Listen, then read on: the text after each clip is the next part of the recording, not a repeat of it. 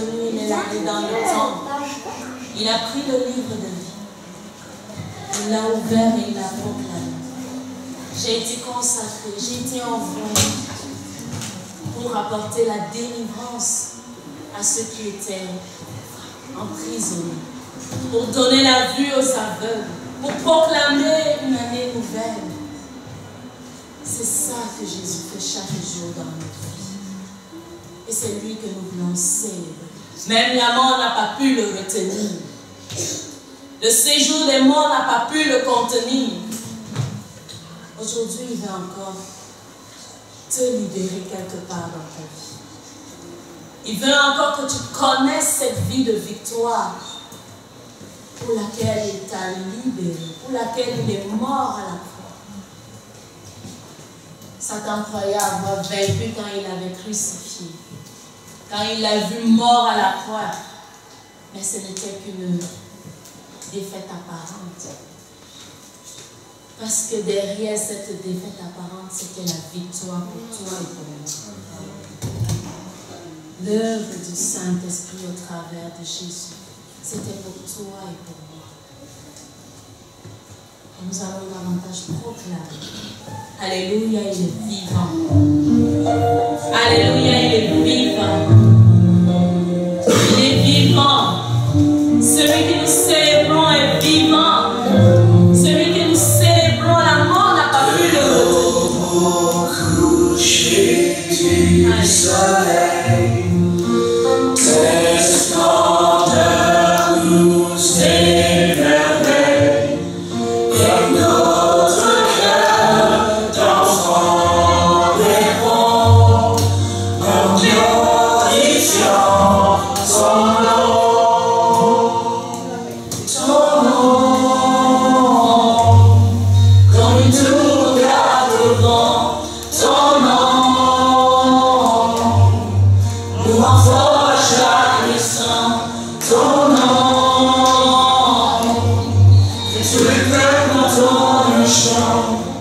Car aucun autre nom n'est plus grand que ton nom.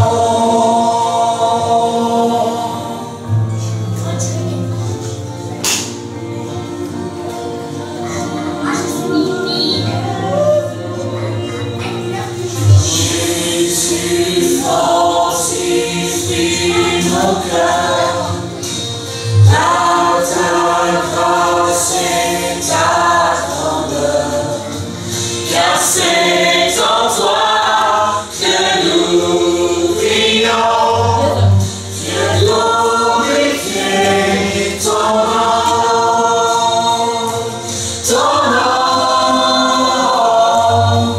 comme un tour vent, ton nom, nous envoie chaque instant, ton nom, que tu es même dans le champ, car aucun autre nom n'est plus grand que ton nom.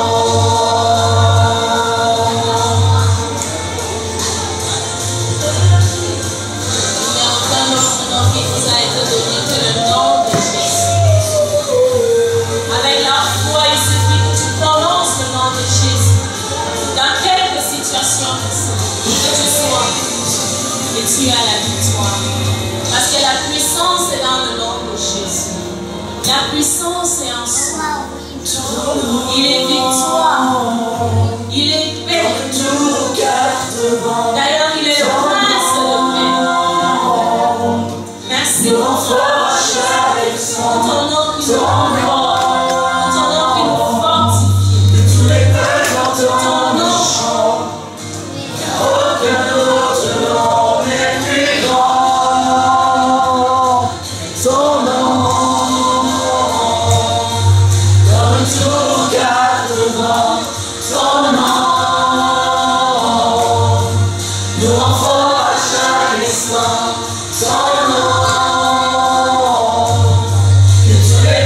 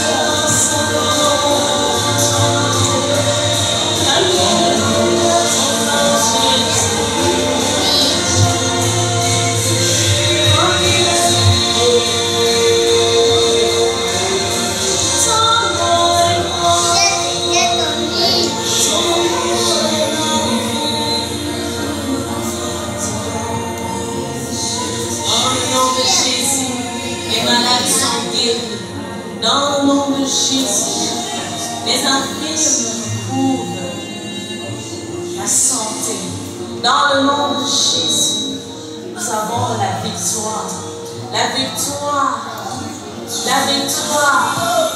La victoire dans le nom de Jésus. La puissance est dans le nom de Jésus. La paix est dans le nom de Jésus. Tout est contenu dans le nom de Jésus. Nous avons juste besoin d'exercer notre foi. Nous avons besoin d'y croire. Nous avons besoin d'être imprégnés, d'être inondés de sa puissance, de ce nom, d'être remplis de lui. Seigneur, je peux te dire, et nous soupirons après toi, Seigneur Jésus. Merci pour le nom que tu nous as donné. Merci pour la victoire. Merci pour tout Jésus. À toi soit la gloire, à toi soit la louange. Toi qui règnes pour les siècles et les siècles. Amen. Amen. Nous invitons le pasteur Yves pour la suite du programme. Veuillons nous asseoir.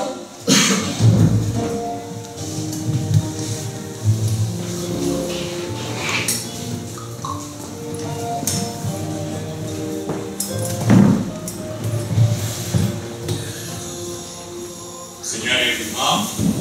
Amen. Et il règne. Il a demandé que l'on aille par toutes les nations pour enseigner aux hommes les révélations du ciel qu'il avait donné aux 12 premiers. Et depuis le début, c'est ce pattern-là qui a été fait.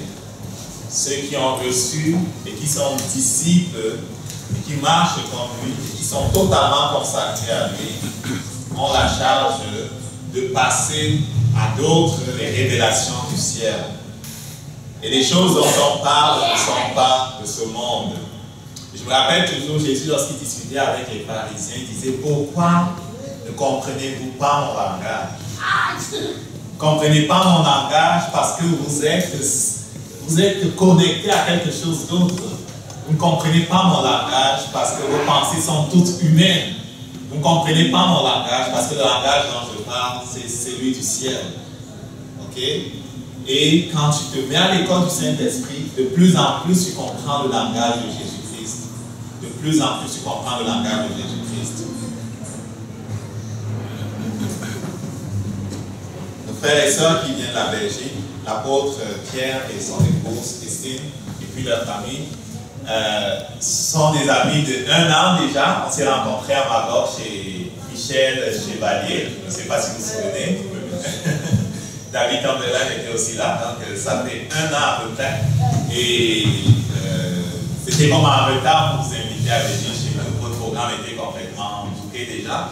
Et quand on a reconnecté sur Facebook, je crois, en début d'été, en tout cas, vous m'avez parlé de votre passage à Montréal et puis j'ai dit oui, puisque vous faites dans... En tout cas, vous aurez l'occasion de vous présenter, puisque vous avez un aspect de votre ministère qui correspond à ce qui est cher à mon père, à savoir la guérison. Le Père m'appelle dans ce domaine-là, à exceller dans ce domaine, parce que c'est bien beau de dire à quelqu'un que Jésus est vivant, mais c'est mieux quand les aveugles voient, les morts ressuscitent, c'est beaucoup mieux. C'est beaucoup mieux, c'est beaucoup plus simple. Et puis, je me suis dit, ils ont certainement des choses à nous apprendre. Et surtout, à le redire d'une autre façon à ceux et celles qui marchent avec moi. Le Père est en train de mettre en place notre équipe. Ça fait 2 ans que le ministère existe, bientôt 2 ans. Et ce qui nous a mis à cœur, c'est travailler à le connaître lui, et aussi enseigner ceux qui viennent pour qu'ils soient des hommes et des femmes adultes. Et comme on l'a écrit sur notre panneau, on ne pense pas qu'on a l'obligation de vivre comme une vie qui est comme restreinte par les circonstances de la vie. On pense qu'on a la possibilité, à cause de l'œuvre de la croix, d'entrer dans l'abondance. Et donc, si on n'entre pas dans l'abondance en tant que chrétien, ce n'est pas que c'est la volonté de Dieu, c'est qu'on est niaiseux et qu'on n'a pas fait ce qu'il faut. Parfois, on connaît la vérité, mais on ne la met pas en pratique. Vous êtes bien si vous connaissez ces choses, mais pourvu que vous les mettiez en pratique. Ok? Donc, vous allez recevoir des choses ce matin. Qu'est-ce que vous allez en faire? faudra les mettre en pratique pour les posséder. Parce qu'à moins de les mettre en pratique, tu ne la possèdes pas encore. Tu ne la possèdes pas encore. Il faut la mettre en pratique, il faut la posséder et il faut maintenant aller et faire ce que Dieu veut. Amen. Donc, j'ai pensé que ça allait être en 2 sessions, une le matin, une le soir. Ils vont enseigner l'un et l'autre, ou en même temps, c'est comme ils veulent, on est libre. C'est comme vous voulez, l'un et l'autre, ou en même temps, c'est comme vous voulez. On va prendre une pause à midi et on va recommencer à 13h. Et ce sera encore comme vous voulez, l'un et l'autre, ou en même temps, c'est comme vous voulez. Et on va se réserver un temps, peut-être à la fin ce sera conduit par l'esprit. Si à la fin de l'enseignement, vous êtes conduit à prier pour les gens, mais si on pourra le faire aussi à la fin du deuxième enseignement ou de la deuxième période, c'est libre à vous. Okay? Donc, je vais vous laisser le temps de vous présenter plus amplement apôtre Pierre et puis Christine. C'est bien béni. Merci, pasteur. Alléluia, moi, juste à la bonne hauteur. Bonjour à chacun, à chacune, j'espère que vous allez bien. Ce matin, je vous bénis dans le nom de Jésus. Et surtout, on va recevoir quelque chose du Seigneur. Alors que nous venons de ce beau pays qui s'appelle la Belgique, qui est 80 fois plus petit que le Québec, et dans lequel... Est-ce qu'il y en a qui sont déjà venus en Belgique? Oui. Alors, ouais, toi aussi, tu es allé en Belgique. C'est super. Alors, c'est un très très beau petit pays où on parle 3 langues en même temps. C'est plus facile, comme ça on ne se comprend pas. Et Christine et moi, on exerce le ministère depuis. Ça fait beaucoup. On a 36 ans de mariage. On a eu au 22 juillet, on avait 36 ans de mariage. Et on a 4 enfants, 2 garçons, 2 filles, dans l'ordre. Notre aîné s'appelle Samuel, il est aux États-Unis, il est musicien professionnel et il joue dans la louange et l'adoration pour les églises et pour les ministères du cœur de Christ qui l'accompagne. Il vient de faire une tournée en Corée, il va en faire une, je sais plus, il m'a expliqué qu'il allait ailleurs, j'ai oublié le pays dans lequel il va aller. Notre deuxième fils s'appelle Nathanaël, il est marié, Samuel est célibataire, Nathanaël est marié, il a 2 petites filles, il est marié avec Isabelle, il est pasteur de notre église de Charleroi justement, et lorsqu'il est revenu de l'école biblique qu'il a faite aux États-Unis, en Oklahoma, moi j'avais commencé un groupe de maison sur la région de Charleroi, et il m'a dit, papa, est-ce que je peux m'occuper de ce groupe? Et en moins d'une année, il en a fait l'église. Ouais, il y avait du monde, bien sûr, mais la maison était devenue trop petite pour mettre les gens, et puis il a commencé l'église dans sa maison, et puis avec Isabelle, ils ont continué et ils ont ouvert un bâtiment dans lequel ils ont ouvert l'église. Alors c'est une petite église qui grandit tout doucement, mais elle avance bien et il y a un très bon enseignement, c'est un très bon enseignant. Il est musicien également et ingénieur du son, il travaille beaucoup là-dedans, il fait des enregistrements pour les groupes chrétiens aussi. Et ensuite, il y a ma fille Grace qui, elle vient de commencer de travailler hier, elle a commencé un boulot, donc elle est à Bruxelles, et elle travaille dans la louange aussi, dans tout ce qui est vidéo, cinéma, etc. C'est sa formation, et elle a fait aussi l'école biblique aux États-Unis. Et puis ma fille Mélodie qui est là, en bleu là-bas, qui s'occupe des enfants, qui écrit des livres pour enfants, plein de choses qu'elle fait pour les enfants. Ça, c'est nos 4 enfants. Et puis, on est accompagné de Marina. Marina, lève ta main, quand tu vois, voilà.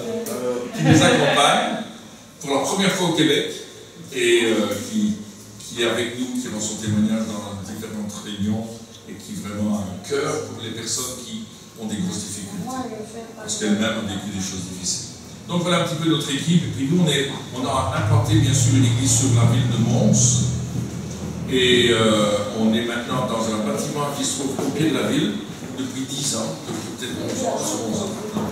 Et on a vraiment on fait vraiment beau travail. Il y a une équipe, il y a un pasteur qui s'occupe de l'église, il y a un évangéliste, il y a toute une série de ministères, une équipe de ministères, parce que notre vision, au départ, c'est les équipes apostoliques.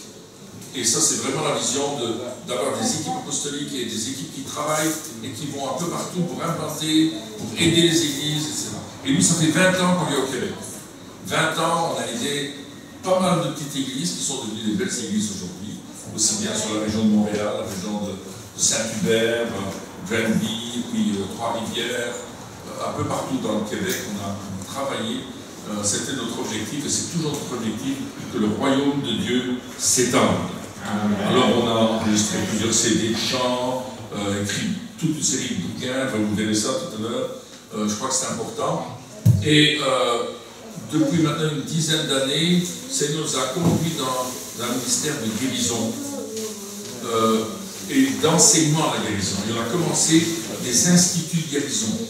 Alors on a fait plusieurs conférences de guérison ici au Québec qui s'appelaient Explosion de gloire. On a fait à Saint-Hubert, on l'a fait à Granby, on a tenu à Montréal aussi. Explosion de gloire, c'est toujours des conférences. Et peut-être qu'au mois d'octobre, on aura un séminaire spécial, une formation spéciale pour la guérison. On est en train de discuter de ça, de prier le Seigneur. On discute avec le Seigneur, on lui demande si c'est sa volonté que ça se passe. Et on est allé au Cameroun aussi, parce que je sais qu'il y a des Camerounais. On est allé à Douala, à Yaoundé, on a fait une grosse campagne à Yaoundé, il y a quelques années de cela.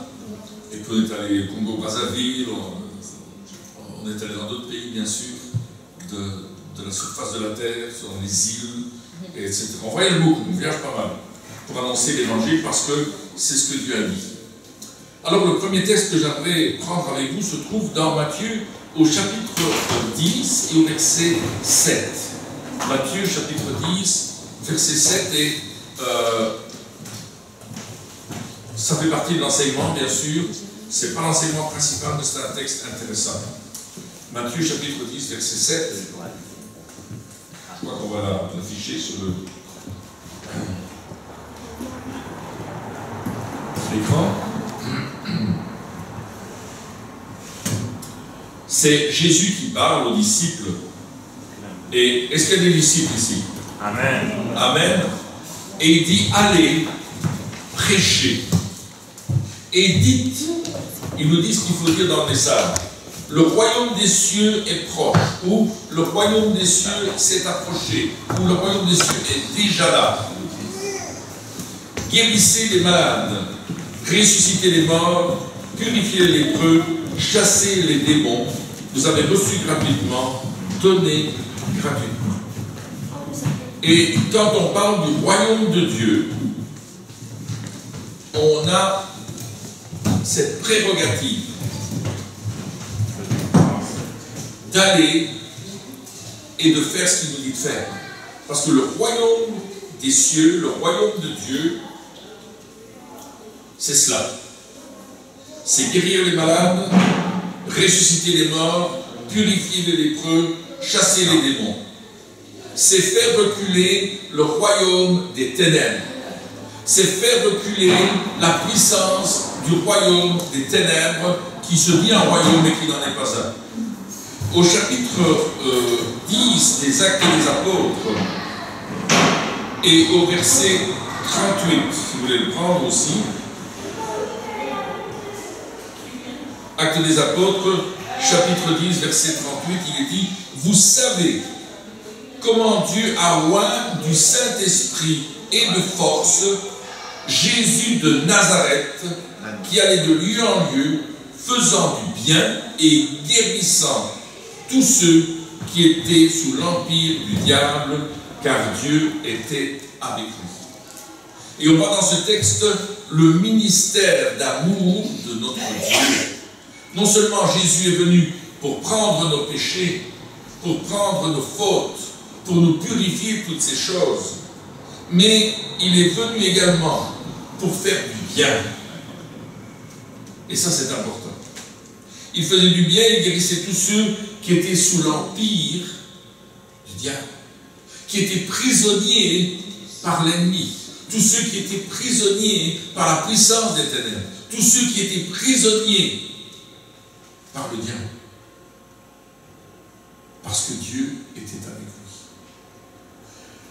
Jésus faisait-il la volonté de son Père? Je vous pose la question. À votre avis?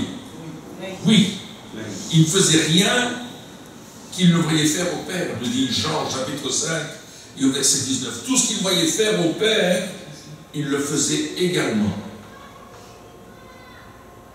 Et là, il va guérir tous ces malades. J'aimerais aborder le dernier livre que je viens d'écrire, qui s'appelle « 7 raisons pour lesquelles Jésus guérissait les malades ». Et remarquez que je n'ai pas mis le titre « Prier pour les malades ». Mais Jésus guérissait les malades. Et souvent, vous allez, si vous lisez bien les évangiles, vous allez voir que Jésus ne va pas spécialement prier pour les malades, il va le faire bien sûr, mais il va surtout les guérir. Et parfois, il va dire aux lépreux, allez vous montrer aux sacrificateurs, aux 10 lépreux, vous vous souvenez des 10 lépreux qui étaient venus vers Jésus? Il va leur dire, allez vous montrer aux sacrificateurs. Et en chemin, ils furent guéris. Il n'est pas dit Jésus pria pour eux, non. Il dit, vous l'êtes guéris, allez vous montrer aux sacrificateurs. Et un seul est revenu. Parce que le témoignage de ce que Dieu fait dans notre vie est très important. J'ai reçu un témoignage, pas plus tard qu'hier soir, de la réunion qu'on a tenue à Trois-Rivières, juste mardi et mercredi, et quelqu'un nous écrit ceci. Mon mari, pour lequel vous avez prié, je ne peux pas le lire parce qu'il est sur mon internet, je n'ai pas internet ici, mais il dit, mon mari pour lequel vous avez prié, il avait des ganglions dans la gorge. Il ne pouvait pas avaler correctement. Et je lui ai dit, tu vas rentrer chez toi, et demain c'est fini. Il est rentré chez lui, et le lendemain matin, il a dit à sa femme, je n'ai plus avalé de cette façon-là depuis 1 an. Toutes les douleurs sont parties. En plus, il avait une grosse douleur dans une oreille, et j'avais eu une parole de connaissance disant, il y a quelqu'un ici qui a une douleur dans l'oreille. J'avais cité l'oreille que c'était, je ne me souviens plus moi ce que j'avais dit, mais je sais que j'avais dit c'était l'oreille, et il n'a pas voulu s'avancer. Et pendant la nuit, la douleur est devenue encore plus grande. Et le Seigneur lui a dit, il faut que tu t'avances ce soir. Donc il est revenu le soir, et quand j'ai prié pour sa gorge, parce qu'en fait il m'a dit, tu sais, j'ai des problèmes, etc. Et puis j'ai dit, mais le Seigneur me montre que c'est dans tes oreilles, dans ton système respiratoire, le nez, gorge, oreille. Il me dit, comment tu sais? Je dis, le Seigneur me montre que tu as difficile à avaler. Il me dit, oui, c'est vrai, ça fait 1 an que c'est difficile, et les médecins ont dit que si ça continue, il faudra opérer. Et puis j'ai prié pour lui simplement. Et je lui ai dit, mais rentre chez toi, demain tu vas voir. Et le lendemain, il a dit, il a dit à sa femme, c'est terminé. Et la douleur de l'oreille est partie. Et le mal de gorge, et le fait de ne pas pouvoir avaler, les ganglions qui bloquaient sa gorge ont disparu. Et il est guéri. Ça, c'était mardi et mercredi. Comme quoi Dieu fait, il y a d'autres messages, mais j'ai reçu ce message-là hier soir, quand je suis rentré, j'ai regardé sur mon Facebook, et la dame avait écrit justement pour la réunion d'aujourd'hui, en disant, Dieu a touché mon mari. Et en plus, je dois vous dire autre chose, c'est que je ronflais pendant la nuit, et puis mon mari, il a pris autorité, et j'ai arrêté de ronfler. Donc, mesdames, vous savez ce qu'il faut faire si votre mari ronfle, ou votre femme ronfle, hein, ça peut arriver aussi. Prenez autorité, et faites le thé. C'est vrai que les apnées, quand on dort, peuvent être mortelles, hein, ça peut provoquer des problèmes cardiaques, etc. Alors, Christine et moi, on a commencé donc un institut de guérison, je vous ai dit tout à l'heure, qui se déroule sur 9 sessions. Ça, c'est ce qu'on fait sur la Belgique, en tout cas. Parfois sur la France, sur la Suisse aussi. Et dans ces 9 sessions, eh bien, non seulement on va parler de ce que la Bible dit au niveau de la guérison, on va montrer comment prier pour obtenir des résultats pour les malades, mais aussi on a un médecin, une jeune dame qui vient, une chrétienne, et qui explique comment fonctionne le corps humain. N'est-ce pas? Et ça, c'est très intéressant. Parce que il y a des choses que j'ai appris, je ne savais même pas que ça existait. J'ai appris par exemple que notre peau, c'était un organe en lui-même. Moi, je croyais que la peau, c'était la peau. Il a dit non, c'est un organe comme le foie, comme les intestins, c'est un seul organe. Et la peau peut être malade. Bien sûr, on sait qu'il y a des cancers de la peau, mais je ne savais pas qu'il y avait d'autres maladies de la peau. Donc elle nous explique un peu tout ça, et puis elle parle des maladies aussi, parfois on se dit, oh c'est effrayant, c'est effrayant. Mais Jésus lui prend tout ça. Amen. Il est venu pour guérir. Amen. Alors un jour, il y avait un homme de Dieu qui s'appelle Smith Wigglesworth, je ne sais pas si vous avez entendu parler de lui, c'est on l'appelle l'apôtre de la foi. Et il était dans un train, et dans ce train, il y avait deux dames qui étaient devant lui, et ces deux dames étaient terriblement souffrantes. Et lui, il voyait que ces femmes-là étaient souffrantes, qu'elles n'allaient pas bien, qu'elles avaient un problème. Et c'était la maman et la fille. Et il dit à ces dames, j'ai dans mon sac ici un remède qui fonctionne partout dans le monde entier. Et partout où vous allez, ce remède va fonctionner pour vous. Et il commence à donner des témoignages de guérison. Et les deux femmes disent, mais de quoi est-ce que vous parlez, monsieur? Est-ce qu'on peut avoir ce remède? Voulez-vous sortir la bouteille ou une pilule? Alors c'était une God's pill, hein, une pilule de l'évangile, une pilule de Dieu. Alors le monsieur a sorti de sa Bible, de son sac la Bible, et il a lu le texte d'Exode 15, verset 26, « Je suis l'Éternel qui te guérit ». Il a dit, Dieu guérit encore aujourd'hui. Dieu guérit encore maintenant. Dieu guérit actuellement, à ce moment, votre vie. Et j'aimerais vous dire aujourd'hui que Dieu le fait. Il veut vous guérir. La guérison divine fait partie de la parole de Dieu, fait partie du message de l'Évangile, fait partie de ce que Dieu veut nous donner. Et le texte d'Exode 15 commence en fait au verset 25. Je vais vous le lire. Exode 15, verset 25. Moïse cria à l'Éternel. Pourquoi? Parce qu'ils sont arrivés à un endroit qui s'appelle, où il y a de l'eau. Et le peuple qui est sorti d'Égypte voudrait boire, mais l'eau est amère. Et le peuple se met en colère. Il n'est pas content. Tu nous as fait sortir d'Égypte, on est si bien là-bas, et puis maintenant on est là dans ces eaux amères, et on ne peut pas boire. Et on a soif, on est dans le désert. Et Moïse cria à l'Éternel, et l'Éternel lui indiqua un morceau de bois, qu'il jeta dans l'eau, et l'eau devint douce. Ce fut là que l'Éternel donna au peuple des prescriptions et des règles, et ce fut là qu'il le mit à l'épreuve et dit, si tu écoutes attentivement l'Éternel ton Dieu, si tu fais ce qui est droit à ses yeux, si tu prêtes l'oreille à ses commandements, et si tu obéis à toutes ses prescriptions, je ne te frapperai d'aucune des maladies dont j'ai frappé les Égyptiens, car je suis l'Éternel qui te guérit. C'est là le contexte. Le contexte, c'est qu'un peuple, le peuple d'Israël, a été 430 ans esclaves en Égypte. Et ils sont devenus comme les Égyptiens. C'est-à-dire qu'ils ont adopté ce que les Égyptiens faisaient. Il faut savoir que l'Égypte était réputée, à cette époque, au niveau médical. On faisait plein de choses. Mais il faut savoir que chaque maladie, ou chaque groupe de maladies, avait une idole qu'on devait adorer. Si la femme attendait un enfant, il y avait tel Dieu qu'il fallait l'adorer pour que l'enfant naisse bien. S'il y avait telle et telle maladie, il fallait aller trouver tel Dieu. Et quand le peuple s'est trouvé dans le désert, il avait emporté avec lui toute cette manière de faire. Et ils avaient des idoles qu'ils allaient prier pour être guéris. Un jour que je venais au Québec, et j'étais, là je suis allé en Ontario ce moment-là, et il y a le pasteur qui me dit, je vais te montrer quelque chose d'original. Un arbre à chaussures. Je dis, un arbre à chaussures? Il dit, tu vas voir. Il dit, c'est un arbre qui fait pousser des chaussures, ça m'intéresse, je vais en acheter un, parce que moi je ne devrais plus aller chez le cordonnier. Il dit, non, c'est pas ça. Bien sûr, je comprenais que c'était pas ça. On s'est arrêté sur la route, on est rentré dans un petit chemin, et là il y avait un arbre, un grand arbre, sur lequel étaient clouées des centaines de chaussures. Une chaussure, un pied.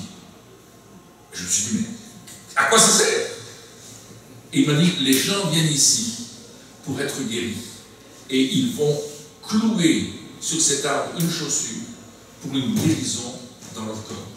Dans leurs pieds, mais pas que dans leurs pieds, dans leur corps. Un type d'adoration. Ça, c'était en Ontario. C'est pas loin de chez nous, hein.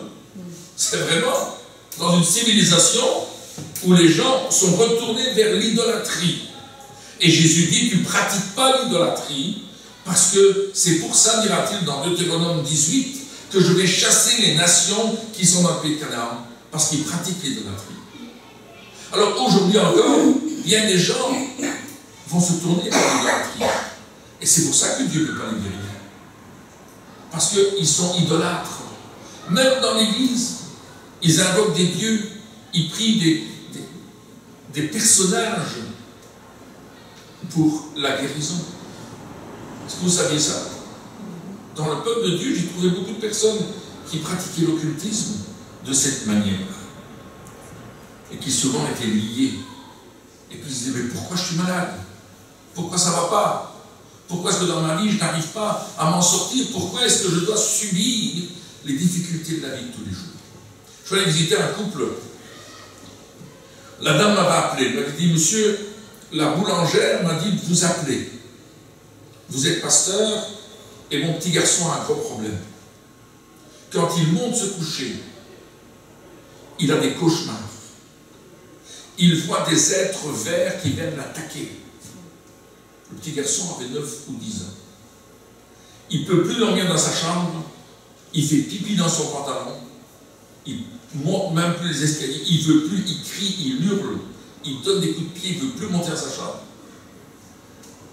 Est-ce que vous pouvez faire quelque chose? Alors la première question que j'ai posée à la dame, c'est « Madame, est-ce que vous avez reçu quelque chose de particulier qu'on vous a donné pour votre petit garçon ?»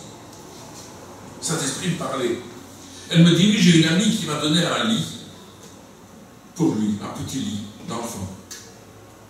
Et depuis qu'il a ce lit-là, les cauchemars sont arrivés. Ah, j'ai dit, écoutez, vous allez prendre le lit et vous allez le balancer, mettre à la poubelle, et je vous garantis que ce soir, les cauchemars sont terminés. Wow. Elle l'a fait, le lendemain, elle m'appelle, elle me dit, vous savez, mon petit garçon a dormi toute sa vie sans crier, sans pleurer. Il est monté à sa chambre, il n'y a plus aucune puissance, il n'y a plus aucune vision de ces choses mauvaises. Alors je lui dis, écoute, si vous voulez, on va visiter votre maison. Et puis on a commencé à poser des questions. Et la dame qui lui a offert ces choses, c'était une dame qui pratiquait l'occultisme, qui pratiquait la divination, qui disait l'avenir. Et ces gens ont été tellement touchés, ils ont accepté le Seigneur, ils ont été tellement touchés par ce que Dieu avait fait pour leur petit garçon, qu'ils ont décidé de jeter tout ce qu'ils avaient reçu de cette dame. On a lié les puissances, on a chassé les démons, parce que le royaume de Dieu, c'est chasser les démons, c'est guérir les malades, c'est délivrer les personnes. C'est ça la puissance du royaume. Et ces personnes-là ont reçu Jésus-Christ. Et la délivrance est venue dans leur maison. Voyez-vous, la guérison, on la retrouve bien sûr dans Exode, c'est le début de la Bible, de la vie du peuple d'Israël. Mais David, le roi David, bien plus tard, connaissait que Dieu avait mis dans son alliance, je suis l'Éternel qui te guérit. Et si vous lisez le psaume 103, vous connaissez ce psaume 103? Mon âme bénit l'Éternel et n'oublie aucun de ses bienfaits. David est en train de parler à son âme qui commence à être triste. Il dit, mon âme bénit l'Éternel et n'oublie aucun de ses bienfaits. Que tout ce qui est en moi bénisse son saint nom. C'est lui qui pardonne toutes tes iniquités et qui guérit toutes tes maladies. Dieu nous dit que non seulement il nous pardonne, mais il nous guérit. C'est lui qui pardonne toutes tes iniquités et qui guérit toutes tes maladies. L'œuvre de Jésus à la croix, c'est pas seulement le pardon des péchés, le salut éternel, mais c'est également aussi la guérison. Ça fait partie du message de la croix, la guérison divine. Et Dieu veut que nous comprenions que son message et que son œuvre à la croix est complète. Et que non seulement Dieu veut guérir notre esprit, il veut guérir notre âme et il veut guérir notre corps. La guérison divine est quelque chose de total. Dieu travaille totalement dans notre corps, dans notre âme et dans notre esprit. Amen. Donc nous devons chercher cette guérison. Nous devons apporter cette guérison aux personnes. Nous devons aller plus loin et permettre aux gens de sortir de ce qui les tient prisonniers. Dans le Nouveau Testament, je vous ai parlé de Moïse, de David, maintenant je parle de Jésus, au chapitre 4 de l'évangile de Matthieu, et notamment au verset 23, on peut dire au verset 24 également. Matthieu, chapitre 4,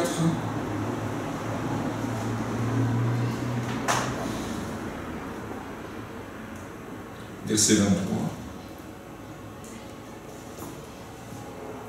Jésus parcourait toute la Galilée, enseignant dans les synagogues, prêchant la bonne nouvelle du royaume et guérissant toute maladie et toute infirmité parmi le peuple. Sa renommée se répandit dans toute la Syrie et on y amenait tous ceux qui souffraient de maladies et de douleurs de divers genres, des démoniaques, des lunatiques, des paralytiques, et il les guérissait. Une grande foule le suivit de la Galilée, de la Décapole, de Jérusalem, de la Judée et d'au-delà du Jourdain. Dans ce verset, dans ces 3 versets ici, on voit que Jésus va apporter la bonne nouvelle du royaume. Et la prédication de Jésus, c'est dire le royaume est proche, le royaume est là. Quand Jésus est quelque part, le royaume est là. Est-ce que vous le savez? Est-ce que Jésus vit en vous? Alors le royaume est là. Parce que là où vous êtes, parce que Jésus vit en vous, le royaume de Dieu est là également. Amen. Et ça c'est important, parce que partout où tu vas aller, ce royaume va se répandre. Et parce qu'il est là, il guérissait les malades, les infirmes, et regardez les maladies qu'on lui amène. Tous ceux qui souffraient de maladies et de douleurs de divers genres. Il y avait tellement de maladies et de douleurs qu'il n'a pas cité le nom des maladies. Des démoniaques, des lunatiques, des paralytiques, et il les guérissait. Amen. Et Christ a l'habitude de dire que lorsque on amenait les gens à Jésus, il n'y en a aucun qui retournait malade. Mais ils étaient toujours guéris. Amen. C'est en Jésus qu'on doit faire confiance. C'est en lui qu'on doit mettre notre cœur. C'est vers lui qu'on doit chercher la position, la place qu'il a pour nous. Amen. Je continue dans mon enseignement. Alors, une des raisons pour lesquelles Jésus guérissait les malades, une des premières raisons, c'est parce que Jésus avait de la compassion. Alors, la compassion de Jésus, c'est que quand il voyait quelqu'un qui souffrait, il ne pouvait pas s'empêcher de souffrir avec lui. Le mot compassion vient d'un terme latin qui est compatire, c'est souffrir avec la personne. On ressent cette douleur. Et Jésus, en tant qu'hébreu, en tant que juif, il ressentait la douleur dans ses intestins, dans le ventre. Il avait des douleurs et ça le prenait. Et il l'exprimait. Il était ému de compassion dans les entrailles. Parce que pour les Hébreux, le siège des plus tendres affections, en particulier la bonté, la bienveillance et la compassion, étaient bien sûr les entrailles. Et on parle d'entrailles de compassion. Et Jésus avait ses entrailles de compassion. Prenez avec moi un texte dans Marc, au chapitre 1, et au verset 40 et 42. On nous parle de ce lépreux qui va vers Jésus. Et il se jette à genoux au pied de Jésus. Et il lui dit d'un ton suppliant, si tu veux, tu peux me rendre pur. Sachez que lorsqu'on avait la lèpre là-bas, il n'était pas question d'avoir une sécurité sociale, de toucher, d'être sur le bien-être, de toucher quelque chose. Ça n'existait pas. Le lépreux vivait en dehors de tout le monde. Il ne pouvait pas approcher les personnes. Il devait crier le long du chemin, lépreux, lépreux, lépreux. Et les gens s'écartaient parce que c'était contagieux. Vous savez cela, n'est-ce pas? Mais Jésus était ému de compassion pour lui. Il étendit la main, le toucha. Alors ça, c'est déjà quelque chose de fort. Il n'a pas seulement dit, oh, sois pur. Il le toucha. Et il dit, je le veux, sois pur. Et aussitôt, la lèpre le quitta et il fut purifié. Et moi, ce qui me frappe dans ce texte, d'abord, c'est cette compassion de Jésus pour cet homme qui est un rejeté de la société, qui est quelqu'un qui doit se tenir à l'écart, qui va mourir dans son état. Il vit de la mendicité qu'on lui apporte là où il vit. Mais Jésus ne s'est pas occupé de la maladie.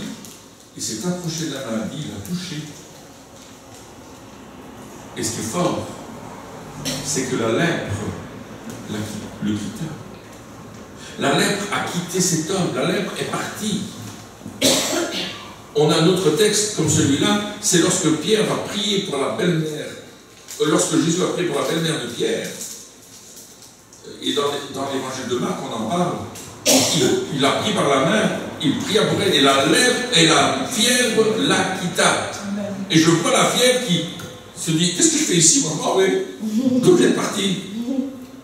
Et t'es obligé de quitter. Parce que l'autorité de Jésus est là. Et il nous a donné son autorité. Je vous ai donné le pouvoir de marcher sur les serpents, les scorpions et toute la puissance de l'ennemi, et rien ne pourra vous nuire, dit Jésus dans Luc chapitre 10, verset 19. Est-ce que c'est vrai? Est-ce que nous le croyons? Est-ce que nous avançons dans cela? Nous devons aujourd'hui, ce que j'ai remarqué, ce qu'on a remarqué Christine et moi, aujourd'hui, c'est que pendant de nombreuses années, les églises n'ont pu prier en Europe et en Amérique du Nord pour la guérison. Surtout les francophones. Je vais pour les autres, mais je vous dis, les francophones, c'est comme ça. Les gens ne priaient plus pour la guérison. À la limite, ils ne croyaient plus à la guérison. Et puis, ça commence à revenir. Mais il y a un combat. Parce qu'il y a eu des écoles d'enseignement, dans les écoles publiques, qui disaient, les signes, les prodiges, les miracles, c'est passé ça. Ils ont cessé d'exister. C'est ce qu'on appelle la théologie cessationniste. Et les gens disaient, c'est plus la peine de croire à la guérison. Et aujourd'hui, on doit reconquérir ce terrain. Et nous, on a commencé à prier pour des petites maladies, des petits maux de tête, etc. Et puis, on avait difficile de voir des guérisons. Et puis, tout d'un coup, on a commencé à avoir d'autres guérisons. On a vu des choses plus fortes. Et on va de progrès en progrès, mais on n'est pas encore arrivé. J'aimerais vous dire, oh, je guéris tous les malades dans le nom de Jésus. Mais on n'est pas encore arrivé à ce stade-là. Mais on se bat pour y arriver. Et je crois qu'on va y arriver. Nous avons vu plusieurs résurrections de morts, nous avons vu plusieurs personnes passer de la mort à la vie, revenir. On l'a vu dans notre ministère. C'est pas nous, c'est Jésus qui le fait. À lui la gloire et l'honneur. C'est ça qui est important, c'est de lui donner la gloire et l'honneur. Mais je vous dis une chose, il faut reconquérir ce terrain. Et quand on le reconquiert, quand on reprend position, alors on va commencer à voir des signes, des prodiges et des miracles. Parce que le royaume de Dieu, il est là. Et vous êtes du royaume de Dieu. Jésus était ému de compassion. Un autre texte dans Matthieu 14, au verset 13 et 14. Un autre texte où Jésus est ému de compassion. À cette nouvelle, Jésus partit de là dans une barque pour se retirer à l'écart dans un lieu désert. Il voulait parfois prendre du repos, Jésus. Et je peux comprendre, il y avait tellement de personnes qui le suivaient. À certains endroits, on se jetait sur Jésus. Et le terme grec est beaucoup plus fort que ça. Les gens voulaient toucher son manteau, mais c'était plus fort que ça. Le terme grec, ça exprime que les gens tombaient sur Jésus, carrément. Parce qu'il y avait une telle onction que quand ils s'approchaient de lui, ils tombaient dans l'esprit. Ils tombaient sur Jésus, carrément. Et voyez-vous, tu as 200 personnes autour de toi qui te tombent dessus. T'es tout. Alors Jésus, il voulait prendre du repos. Et il est allé dans un lieu désert. Et la foule, l'ayant su, sortit des villes et le suivit à pied. Il est dit, les gens sortent des villes, pas une ville. Ça s'est répandu rapidement. quand il sortit de la barque, il vit une grande foule qui arrivait. Il a vu cette foule immense qui arrivait vers lui. Et quand il a vu cette foule, il n'a pas dit, oh, je vais me proposer, coupons le téléphone, je ne veux pas que les gens me dérangent, fermons la porte. Il a été ému de compassion. Et dans son cœur, il y avait cette compassion extraordinaire.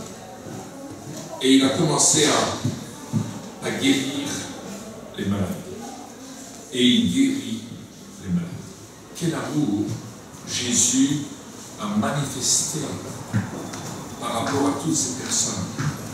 Quel amour Jésus a manifesté par rapport à ces personnes qui étaient là. La bonté de Dieu, la bonté de l'Éternel, la bonté du Seigneur.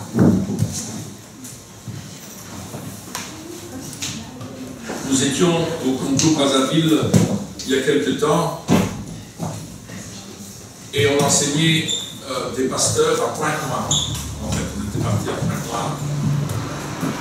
Et voilà que les gens pour qui, là où on enseignait, on était dans une église, n'est-ce pas? C'était dans un petit quartier, un gros bâtiment. Vous savez comment ça se passe en Afrique, hein? Les fenêtres, les pas de fenêtres, la chaleur, les tôles, la chaleur, le sol, la terre sur le sol. Et ils m'ont emmené une dame. Elle avait une crise de malaria aiguë. C'est terrible, la malaria, vous savez ça. Elle était gonflée partout. Il faisait très chaud, mais elle, on aurait pu faire cuire un œuf, je pense, sur elle, tellement c'était chaud. Et ils m'ont amené à la fin de l'enseignement. Ils m'ont dit, tu veux prier pour elle? Oh, j'ai dit, Seigneur, j'avais une compassion en moi, mais j'ai dit, Seigneur, s'il te plaît, si toi tu ne fais rien, nous ne pouvons rien faire. Donc j'ai appelé les pasteurs qui voulaient, ils venaient prier avec moi. C'est de la dame, on a pris l'autorité sur la malaria. Ça faisait, je pense, plus de 10 jours qu'elle était dans cette état. Elle ne dormait pas. Elle ne pouvait pas dormir, elle n'arrivait pas à manger, elle n'arrivait pas. Elle était en train de mourir. Et puis sur le coup, visiblement, rien ne s'est passé. Mais le lendemain, on avait encore la session d'enseignement. Une dame vient me voir, elle me dit, je vous remercie pour hier. Moi, je croyais que c'était l'enseignement. Et elle dit, c'est moi la dame pour qui vous avez prié, qui avait la crise de malaria. Je ne l'avais pas reconnue. Elle avait dégonflé. Elle était plus chaude, elle n'avait plus de fièvre. Elle était complètement guérie. Pendant la nuit, Dieu nous dit. Elle dit, j'ai dormi comme un bébé. Ça faisait 10 jours, je ne dormais plus. Voyez-vous, cette compassion en a besoin pour prier pour les personnes. Et c'est vraiment des choses qu'on doit demander au Seigneur. Seigneur, donne-moi ta compassion. Donne-moi ta compassion. Parce que ce qui va nous motiver de prier pour les malades, c'est pas que nous on dise, t'as vu quel grand guérisseur de malades, mais c'est qu'on ait une compassion. Et qu'il fasse que cette compassion va changer les personnes. C'était mon premier point. Je vais laisser la place à Christine. Maintenant, elle va nous aborder une chose très intéressante. Donc, vous êtes prêts, ça va? On peut continuer? Oui. Bonjour pour les nouveaux venus. Hein. J'espère que vous allez bien. Ah, vous avez raté quelque chose. Hein. Le message très décassé. Là. Christine, s'il te plaît. Docteur Christine.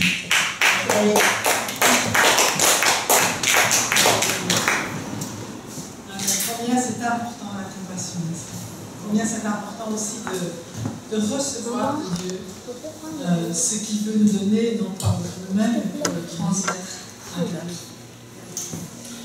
Et dans ce qu'on a entendu souvent dans la parole, enfin pas seulement dans la parole de Dieu, mais les gens, ce qu'ils disent parfois avec la maladie, il y en a qui considèrent la maladie comme une bénédiction. Il y en a ici qui trouvent que bon, la maladie finalement, ça leur sert bien, et puis c'est pas si mal que ça. Non, hein, pas vous. Alléluia. Parce que c'est important de savoir que la façon dont Dieu considère la maladie. Et on va voir un peu dans la parole de Dieu quels sont les noms qui sont donnés à la maladie dans la Bible pour se mettre en accord avec Dieu. Vous savez, pour prier pour les malades, ce n'est pas notre volonté, c'est d'abord la volonté de Dieu de guérir. Dieu n'a jamais eu l'intention, quand il a créé l'homme, de faire une humanité malade. Vous savez ça? Il nous a créés par amour. Dieu est bon. Et tout ce qu'il veut pour nous, c'est le bonheur, c'est l'épanouissement, c'est la vie abondante. Jésus est venu pour nous donner la vie abondante. Et pourtant, on voit des gens malades tout au long de la parole de Dieu. Et dans Job chapitre 42, vous connaissez l'histoire de Job? Oui. Lui, il a été malade. Mais pas un petit peu. Mais j'aime croire que ça n'a pas duré très longtemps. Et au chapitre 42, au verset 10, il dit « L'Éternel rétablit Job dans son premier état, quand Job eut prié pour ses amis. » Alors quand on lit ce passage en français, on dit « Ok, l'Éternel a rétabli Job. » Mais si vous le lisez en hébreu, l'expression qui a été traduite en français par « rétablit Job », c'est « il le fit sortir de sa captivité ». Et la même expression dans tous les autres passages de la Bible a été traduite par « quand l'Éternel ramena les captifs du Sion ». Alors je ne comprends pas pourquoi on n'a pas donné cette traduction-là à ce moment-là, mais Dieu considère la maladie comme une captivité. Ce n'est pas quelque chose de bien, c'est vraiment une captivité qui nous rend prisonniers, qui nous empêche de faire pleinement ce que nous avons à faire, qui nous handicape vraiment sérieusement. Et Dieu veut nous sortir de cette captivité de la même manière qu'il a sorti Job de sa captivité. Tout le monde sait que Job, ce n'est pas Dieu qui l'a rendu malade, vous savez ça. Je ne sais pas si vous connaissez ce chant, l'Éternel a donné, l'Éternel a repris, ce n'est pas biblique du tout. D'accord? Même si Job, à un certain moment, dans sa dépression, dit mais Dieu a donné, Dieu a repris, nous savons dans l'histoire de Job que c'est Satan qui a volé la santé de Job. Et que Dieu lui a rendu la santé. Mais si on voit ce verset, juste une petite parenthèse, après que Job ait prié pour ses amis qui étaient eux devenus malades à cause de leur mauvais comportement vis-à-vis de Job, à cause de toutes leurs paroles d'accusation qui ont servi plus à abattre Job qu'à le relever. Et Dieu était fâché contre ses amis. Mais il a dit, mais Job, celui que vous avez offensé, c'est celui qui va prier pour vous, pour que vous soyez guéris. Et après que Job ait fait cela, eh bien Dieu lui a rendu au double de tout ce qu'il avait perdu. Et bien sûr, il lui a rendu la santé, il lui a redonné des enfants. Et on voit que Job a vécu encore pas mal de temps après cela, jusqu'à la 4e génération de ses enfants, petits-enfants et arrière-petits-enfants. Donc Dieu est un Dieu qui donne, un Dieu qui libère, y compris la maladie. On a parlé des chaînes, mais la maladie peut être vraiment une réelle captivité qui cause de la frustration. Et Dieu ne veut pas qu'on reste dans cette captivité. Amen. Dans Luc chapitre 4, versets 18-19, on voit pourquoi non seulement Jésus est venu, alors on va voir pourquoi Jésus est venu, mais ça ne concerne pas que Jésus. Luc chapitre 4,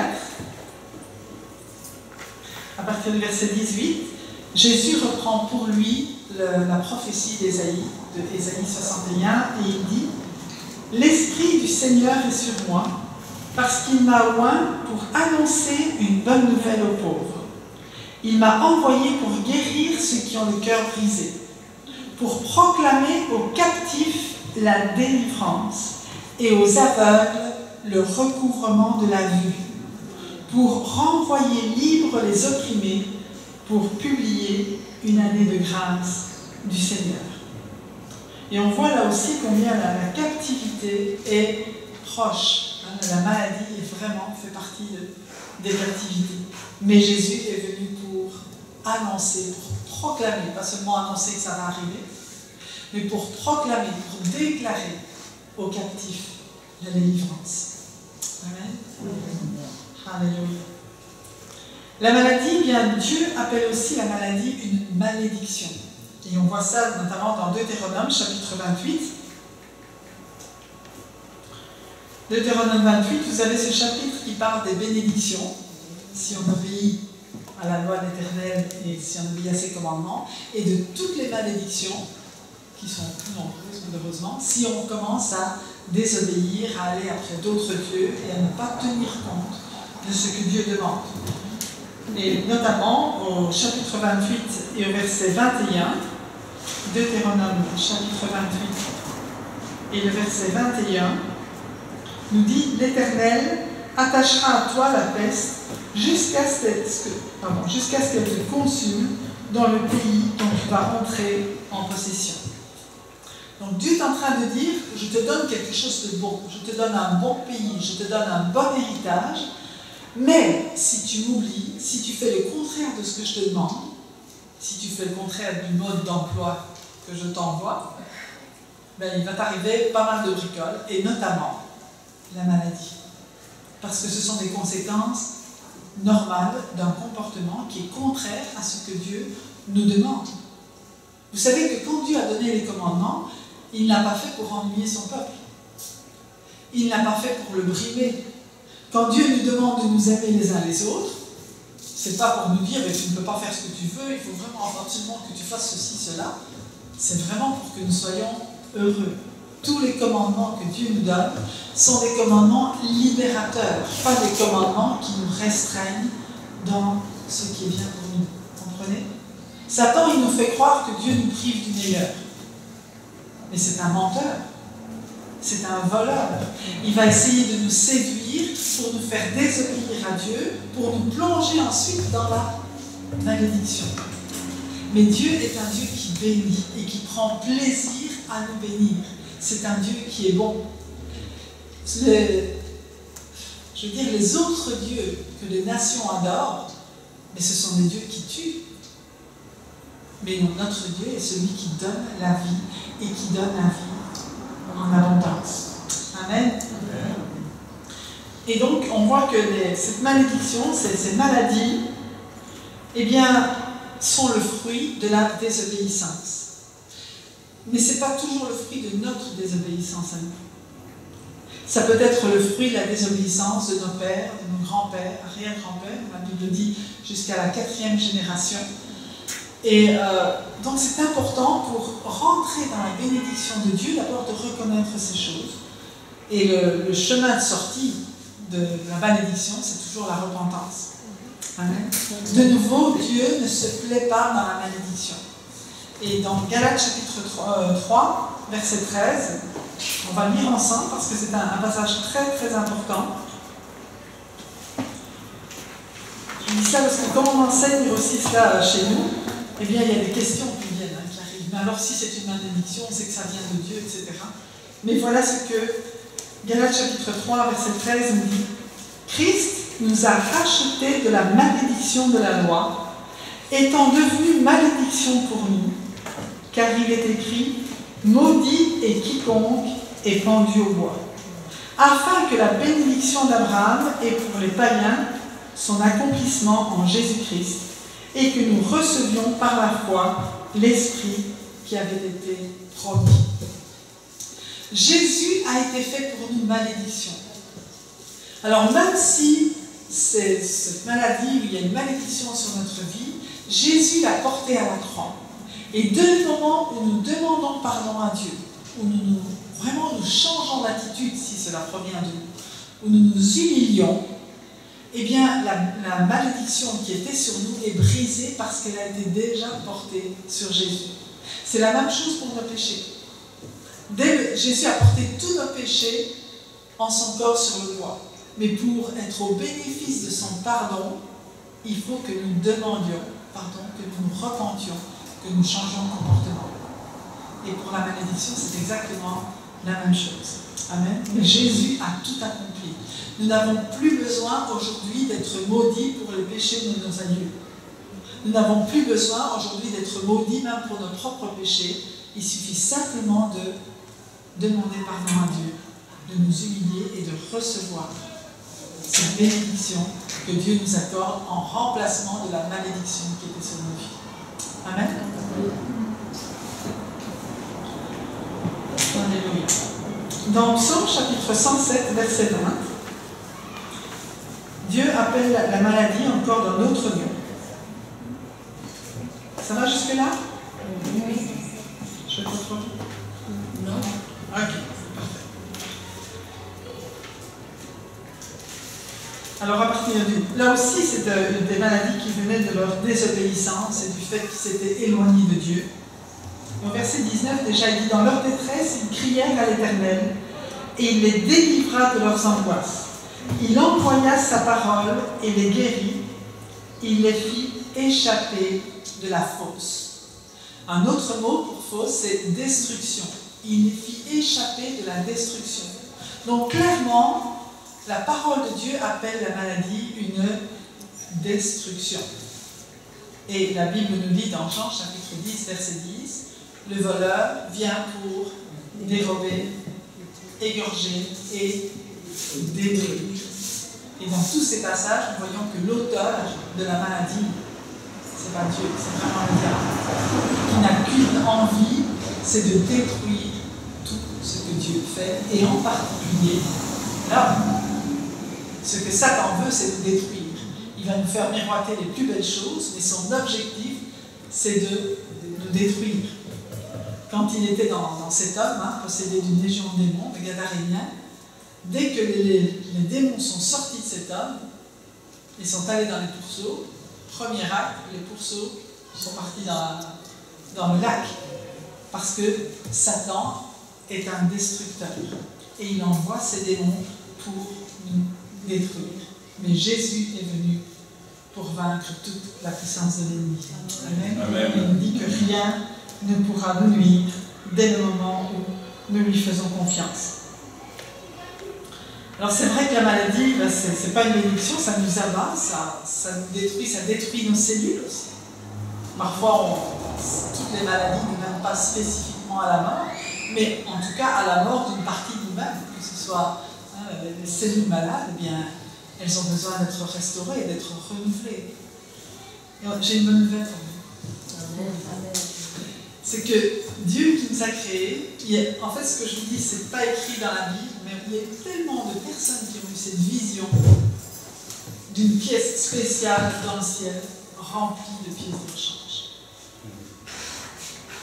Et on l'a vu dans la pratique des choses, comment Dieu pouvait nous donner de nouveaux organes. Amen. Amen. Il peut donner un cœur nouveau, il peut donner un nouveau rein. On a connu une dame qui n'avait plus de rein, qui était dialysée tous les 2 jours, qui pouvait boire à peine un verre de liquide pour les 2 jours. Et lorsque nous l'avons rencontrée, elle a dit « Mais moi j'ai besoin d'un nouveau rein. Je veux que Dieu nous donne un nouveau rein. » Et là, on s'est accordé avec elle, elle avait vraiment la foi. Donc on s'est accordé avec elle et on a prié pour que Dieu lui donne un nouveau rein. Et lorsqu'on l'a revue des mois plus tard, eh bien, d'abord son rein avait poussé de 2,5 cm dans une première étape. Et puis quelqu'un lui avait fait douter un peu et elle était revenue avec ses médicaments, sa dialyse, etc. Et Dieu l'a refortifiée par un autre enseignement. Et quand on l'a rencontrée, son rein mesurait 4 cm, elle n'avait plus besoin de dialyse, elle pouvait manger, boire tout ce qu'elle voulait, ça l'a fait devant nous. C'était vraiment extraordinaire. Dieu est un Dieu de miracles. Et les médecins ont testé, un rein, ça ne pousse pas. Le foie, ça pousse, mais pas le rein. Et donc, on voit que Dieu va au-delà de tout ce qui est, voilà, de toute limitation. C'est lui qui nous a créés. Et même s'il y a des règles naturelles, il est le seul qui puisse les outrepasser. Il est le maître, il est souverain. Et Dieu utilise toujours sa souveraineté pour faire mieux que ce qu'on peut imaginer ou penser. Vous savez ça? Notre imagination, parfois, elle est très limitée. On n'ose pas croire des choses trop grandes. Mais Dieu va au-delà de ce que nous osons croire et imaginer. Amen. Donc, gardons nos yeux fixés sur lui. Il est vraiment le tout-puissant, le tout-suffisant, et il nous aime tellement. Amen. Alors Pierre a lu tout à l'heure, acte 10, 38, vous savez comment Dieu a loin du Saint-Esprit de force Jésus de Nazareth qui allait de lieu en lieu, faisant du bien et guérissant tous ceux qui étaient sous l'empire du diable, car Dieu était avec lui. L'empire du diable, un autre mot, c'est sous l'oppression du diable.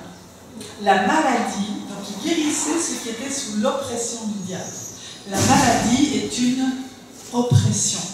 La maladie, on l'a déjà vu tout à l'heure, ça nous rend non seulement prisonniers, mais on a du mal de respirer, ça nous empêche de vivre réellement. Mais dans ce passage, en plus, on voit que Dieu, oint du Saint-Esprit et de force, Jésus de Nazareth. Dieu, le Saint-Esprit, Jésus, c'est toute la Trinité, c'est vraiment la plénitude de Dieu qui vient pour guérir, pour libérer, pour nous donner la santé. C'est la pleine volonté de Dieu. Amen. Je veux dire, là, Dieu est un, mais j'ai envie de dire de la famille divine. Le Père, le Fils, le Saint-Esprit, un seul Dieu en 3 personnes, et les 3 s'accordent pour agir en notre faveur. Amen.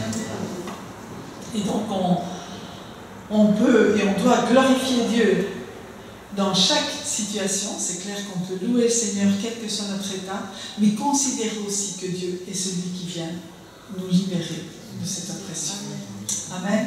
Et on verra qu'il veut faire de nous, non seulement nous libérer, mais je veux dire faire de nous ceux qui allons libérer les autres. Et je vais en parler un petit moment. On va encore voir un passage, Luc chapitre 13, verset 16. Luc chapitre 13, verset 16.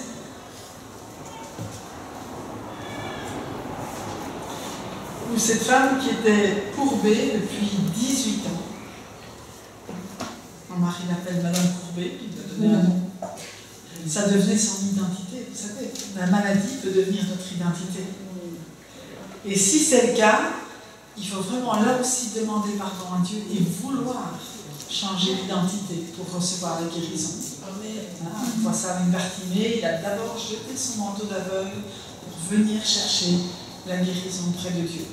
Parce que si la maladie est notre identité, on a peur d'être guéri. On a dit, qu'est-ce que je vais devenir? Je ne suis plus personne après, plus personne ne s'occupe de moi, il faut que je change de mode de vie. Enfin, c'est un autre sujet, mais il faut vraiment y réfléchir aussi et anticiper la guérison comme une bénédiction.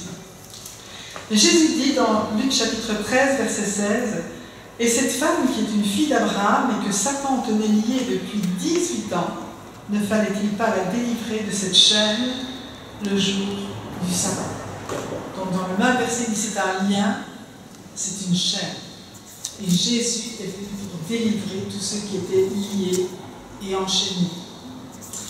Et si vous vous souvenez de Lazare, Lazare est mort, il était dans le tombeau. Jésus lui a rendu la vie, il a dit Lazare sort, et Lazare est sorti, mais dans quel état? Tout lié avec des bandelettes. Et vous savez quoi? C'est pas Jésus qui l'avait lié. Il a dit à ses disciples déliez. Amen.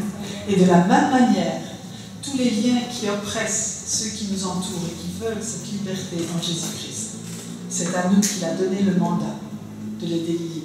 À chacun d'entre nous, il a dit voici les miracles qui accompagneront les pasteurs et les apôtres. Vous n'avez pas ça dans la Bible? Non. Non, il dit voici les miracles qui accompagneront ceux qui auront cru. Et il y a des croyants ici? Dites-moi un peu qui a cru. Amen. Ils n'osent pas lever la main parce qu'ils connaissent la suite. Mais si un jour vous avez envie de croire, voici les miracles qui accompagneront ceux qui auront cru.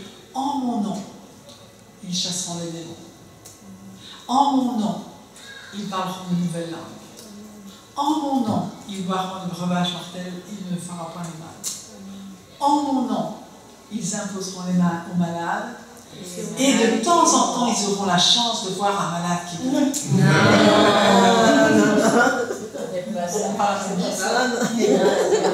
En mon nom, ils imposeront les mains aux malades. Et les malades seront guéris.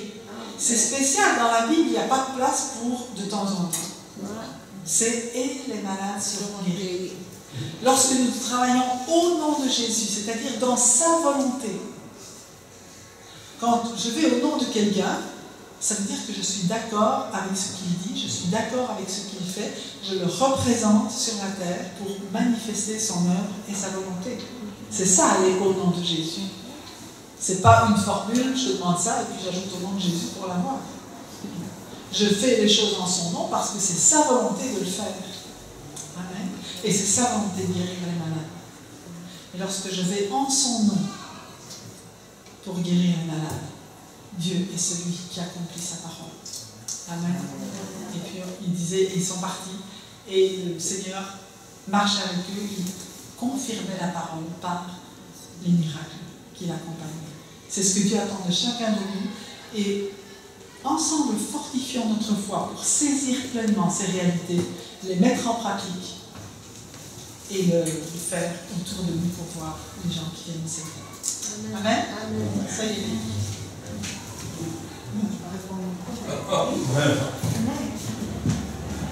On s'arrête pour le moment. Un bon enseignement, hein? C'est vraiment un bon enseignement là. J'aime beaucoup ça parce que parfois les gens disent ouais mais Dieu m'a envoyé la maladie parce qu'il veut me parler. Vous avez déjà entendu ça? Dieu veut me parler alors il rend malade. Qui est-ce qui a des enfants ici? Qui a des enfants? Est-ce que quand vos enfants désobéissent, vous dites je t'envoie la maladie? Est-ce qu'il y en a qui font ça? Non, non, je vais te rendre malade, tu vas voir. Non, on va le punir peut-être en lui disant écoute, ce que tu as fait c'est pas bien, il faut que tu changes ton comportement, mais on ne va pas spécialement dire chouette que tu sois malade maintenant. Non, on ne fait pas ça. Donc Dieu ne fait pas ça non plus. Et je crois qu'il veut nous amener à cette compassion, parce que à partir du moment où on sait que Dieu est rempli de compassion, alors on ne va plus voir la maladie de la même façon. Comme Christine nous l'enseigne, c'est un très bon enseignement sur comment Dieu appelle la maladie. Il y a d'autres termes encore qu'il utilise, plein d'ailleurs.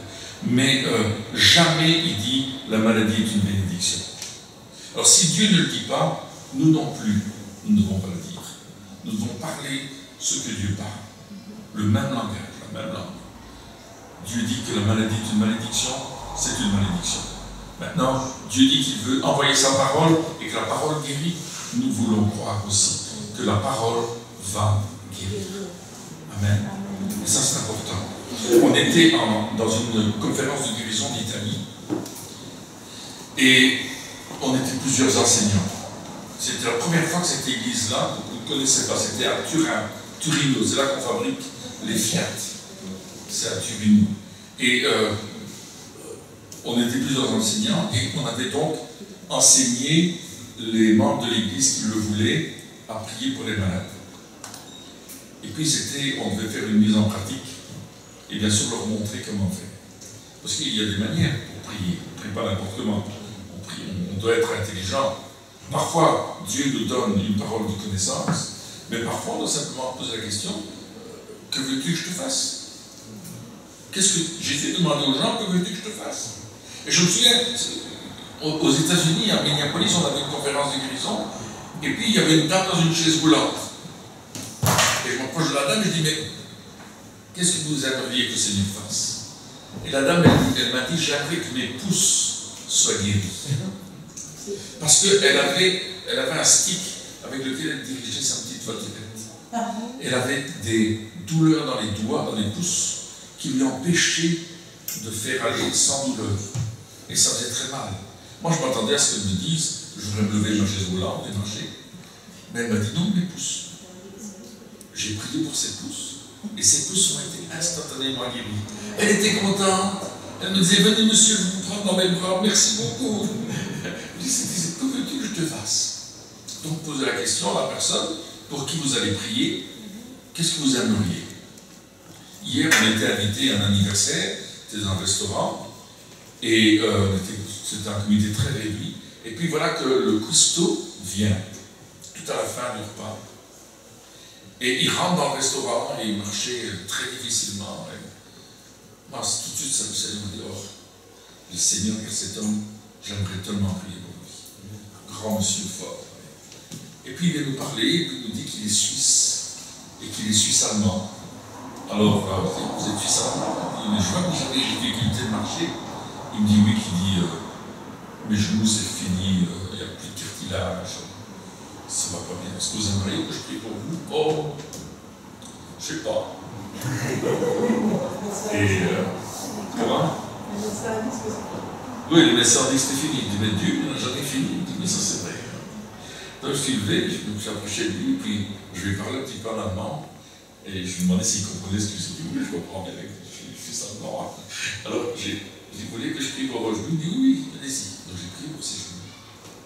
J'ai demandé au Seigneur de me mettre des cartilages.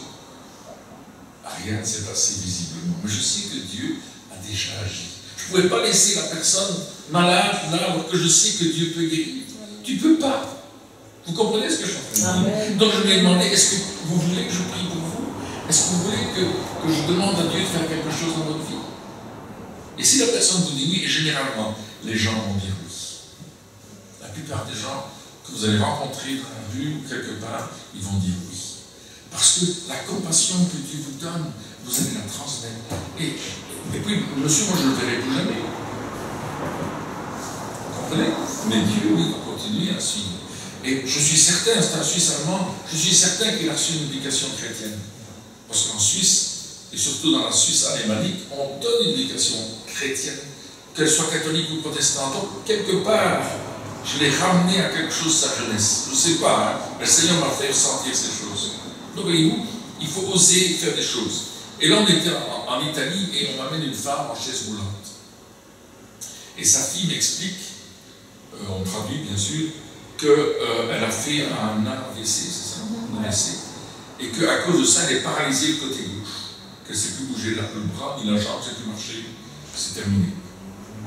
Et je parle avec la dame parce qu'elle peut parler, et je lui dis, croyez-vous que Dieu peut guérir votre bras? Et vous voulez que je prie pour votre bras? Elle dit, oui. J'ai rien à perdre, hein. C'est ce qu'elle me dit, quand même. Donc je prie pour son bras, et puis je dis, maintenant, faites quelque chose que vous ne savez pas faire. Elle ne savait pas lever son bras, c'est pas difficile. Donc elle commence à lever son bras. Et elle commence à dire, mais ça fonctionne! Mon bras, il fonctionne! Alors elle est toute excitée, elle commence à dire, mon bras, il fonctionne, ça marche, ça marche, ça marche. Dieu a réagi dans sa vie, là. Elle était toute contente, là. Et je dis, croyez-vous que Dieu peut toucher votre jambe et vous faire marcher? Ce enthousiasme qu'elle avait, elle dit, mais oui, je connais, oui.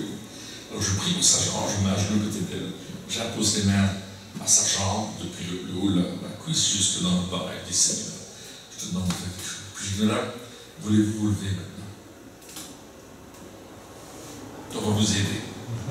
C'est difficile, la chaise en bouge, faire lever la main, mais elle est déjà assez forte, c'est difficile. Elle se lève. Et avec sa fille, on l'a fait marcher.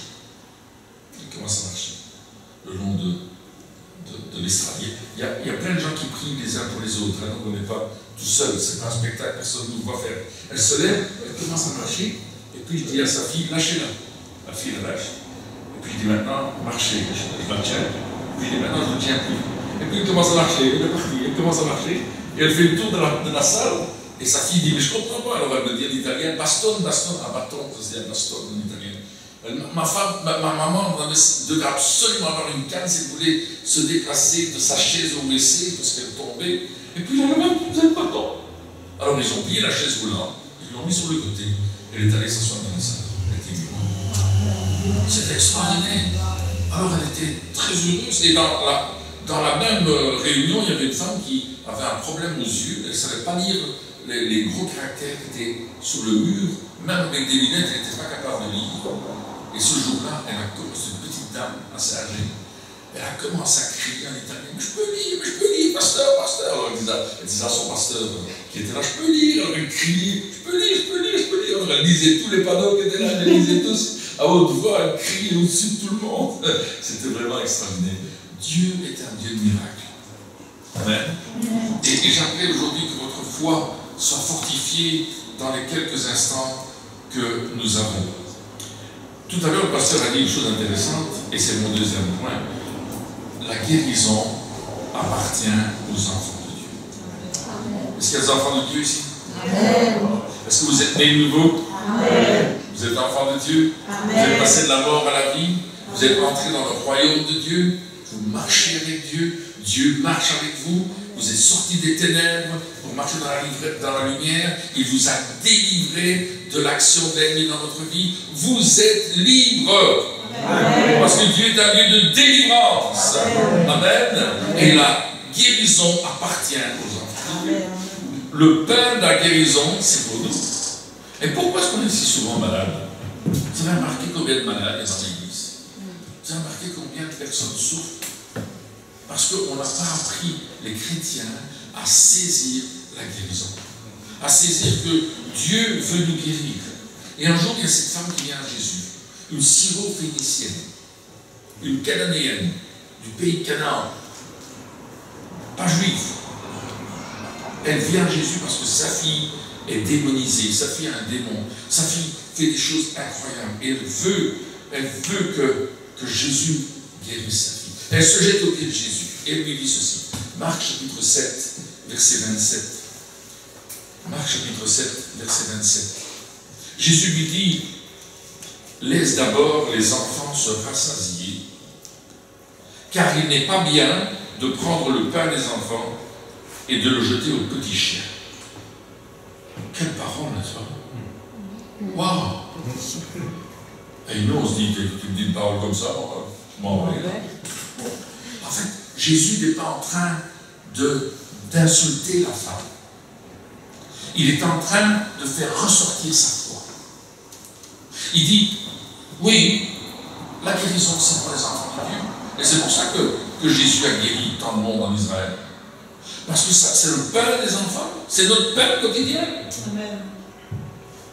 C'est le pain que tu manges tous les jours, c'est le pain de la guérison. Il faut qu'on entre dedans, il faut qu'on ait une culture de guérison. Il faut qu'on se nourrisse par les témoignages de guérison d'aujourd'hui. Pas ceux d'il y a 30, 40, 50, 100 ans, aujourd'hui. Maintenant, c'est bon de lire ceux qui sont passés avant, ça fortifie notre foi. Mais il faut que nous rentrions dans une culture de guérison, une culture de miracle, une culture d'un Dieu surnaturel. J'ai écrit un livre qui s'appelle La vie dans le surnaturel, culture du surnaturel. Pourquoi? Parce que trop de chrétiens ne croient plus que Dieu est surnaturel. Ils l'ont mis à la dimension humaine. On a mis Dieu à la dimension. Si tu as bobo, Dieu a bobo aussi. Mais non, Dieu n'a pas bobo. Dieu n'a pas mal. Dieu est Dieu, il règne, il trône. Vous comprenez ces choses, n'est-ce pas? Alors on doit rentrer dans une culture du surnaturel. Voir les choses autrement que dans le naturel. De voir Dieu capable de faire quelque chose au-delà de ce que moi je pense qu'il peut faire. Ou ne peut pas faire. Alors, c'est important. Et cette femme est là et elle dit, oui, mais le pain, on va pas le donner aux enfants. Et la femme répond, oui, Seigneur, lui répondit-elle, c'est vrai, t'as raison, mais les petits chiens sous la table, ils mangent les miettes des enfants. Les miettes de pain, ça suffit pour le petit chien. Elle dit, tu me considères comme un petit chien, mais moi, je n'ai pas besoin de tout le pain. Une miette va suffire pour guérir ma fille. Voyez la dimension de la foi de cette femme. La dimension de la foi de cette femme, c'est qu'elle n'a pas besoin de tout. Elle a besoin d'un peu. Et parce qu'elle a un peu, waouh, elle va avoir la guérison. Jésus a dit, si vous aviez la foi comme un grain de sénévé, vous diriez à cette montagne, ôte-toi de là et jette-toi dans la mer. Même vous diriez à ce sycomore, déracine-toi et va te planter dans la mer. C'est impossible, n'est-ce pas, humainement parler. La montagne ne va pas se déplacer.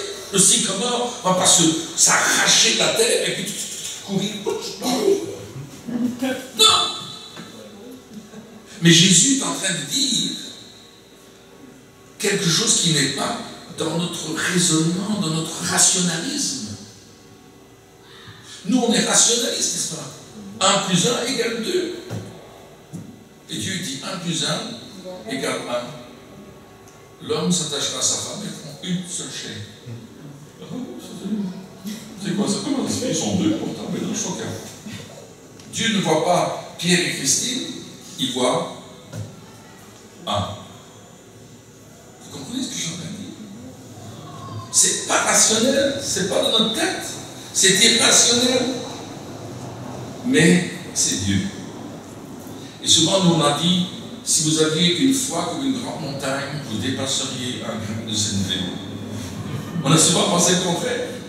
On va dépasser le petit grain avec une grande foi. Mais non, Dieu a dit petite foi pour dépasser la montagne. Nous, on a inversé, on dit, il faut que j'ai une grande foi, il faut que je fortifie mon foi. Et puis on fait de la musculation spirituelle. Je muscle ma foi. Non, ce côté-là, trop musclé celui-là. Et on dit, waouh, je suis fort. Je suis fort. Mais on n'a pas de puissance, on est fort, mais on n'a pas de puissance, on n'a pas d'autorité. Comprenez?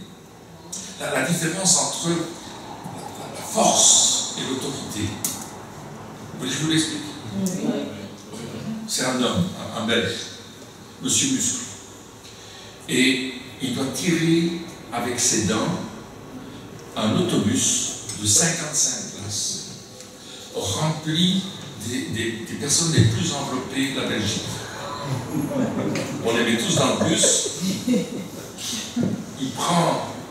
On attache la corde au pare-choc, au bomber, on lui met dans sa bouche et il doit le tirer sur 100 mètres. Et il tire. Et puis le bus commence à se déplacer. Heureusement, ils n'ont pas mis le frein à main, donc ça va.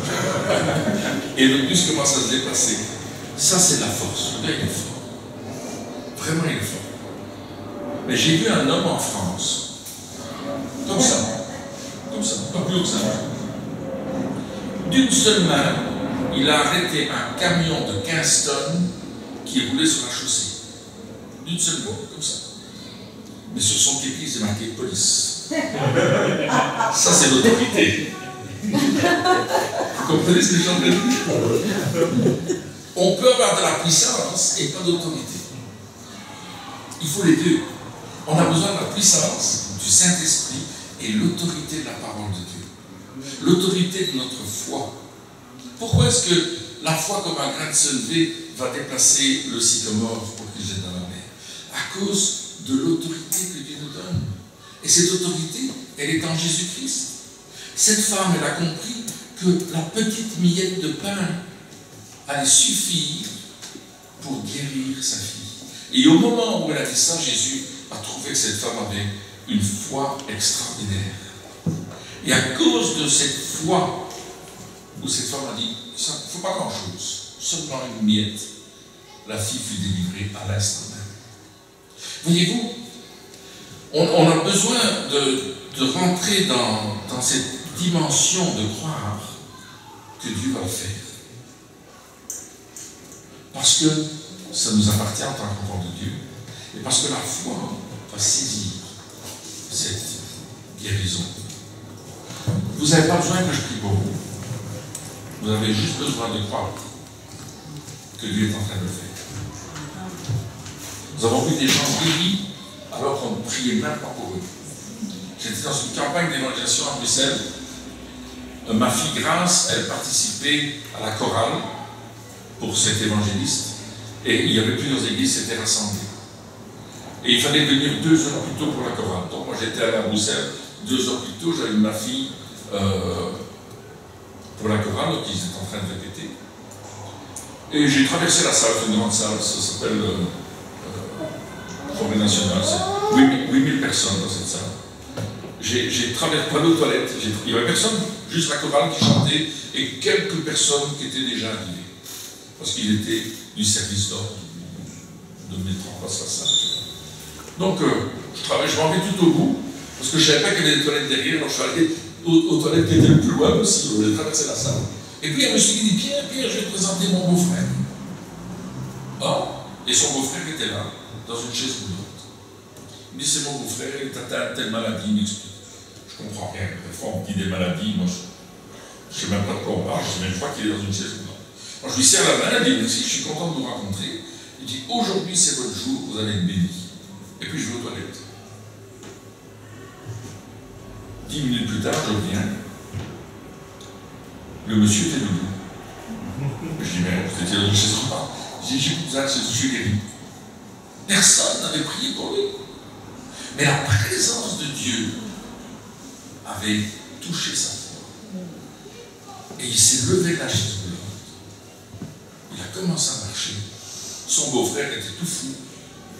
Ce qui a provoqué la conversion de cet homme. disait, mais c'est extraordinaire. Personne n'a touché, mais la présence du Saint-Esprit. Et croyez-moi, dans des rencontres avec l'onction, Dieu est en train de toucher les vies et de les transformer. Il y avait une petite fille, on nous a amené une petite fille, elle était incapable de se tenir debout. Quand il la mettait sur ses pieds, elle tombait. C'était comme du caoutchouc. Elle avait peut-être cette grandeur-là, d'avoir entre 7 et 8 ans. Et le papa était venu pendant notre enseignement. C'était un braquemar aussi d'ailleurs. Et puis il avait couché sur une couverture au milieu de la salle. Et à la fin de l'enseignement des pasteurs, il est venu devant et il a dit pouvez-vous prier pour ma fille? Et il la tenait dans ses bras, et puis elle était toute flasque comme ça. Puis on a posé notre main sur elle avec les pasteurs, parce que j'invite toujours les pasteurs à dire Seigneur, merci de guérir cette petite fille. J'ai peu eu le temps de terminer. Elle s'est mise debout, elle est partie du bébé. Moi j'ai dit, mais qu'est-ce qui se passe? Est-ce qu'elle était vraiment malade? C'est quoi cette histoire-là? C'était tellement rapide. Je me suis dit, waouh, gloire à Dieu. Voyez-vous, Dieu est le Dieu de la guérison. Il y avait cet homme, c'était à l'île de la Réunion. C'est une île qui se trouve après Madagascar, après l'Afrique, Madagascar, l'océan Indien. Il y a une petite île là qui s'appelle l'île de la Réunion. C'est tout petit. Et on avait donné un séminaire de 6 jours sur la guérison. C'était parti avec on était 6. On était parti à 6 là-bas. Et puis, le dimanche, on va prêcher dans une église. On commence à prier pour des gens. La première personne pour qui je prie, c'est une dame, pas convertie, mais elle donne sa vie à Jésus. Oh, c'est extraordinaire. Et elle est guérie. Ah, ben, tu vois, c'est formidable, elle est guérie. Il y avait un monsieur, un chrétien, il me dit, ouais, qui dit, moi j'ai une hernie discale, inopérable. Ça fait 3 ans que je suis soigné à l'hôpital pour les personnes qui souffrent. Donc on fait des antidouleurs, des choses comme ça. Mais les médecins ont dit, tu ne peux pas être guéri de ça. Oh, tu veux, je prie pour toi. Il dit, j'aimerais bien, mais je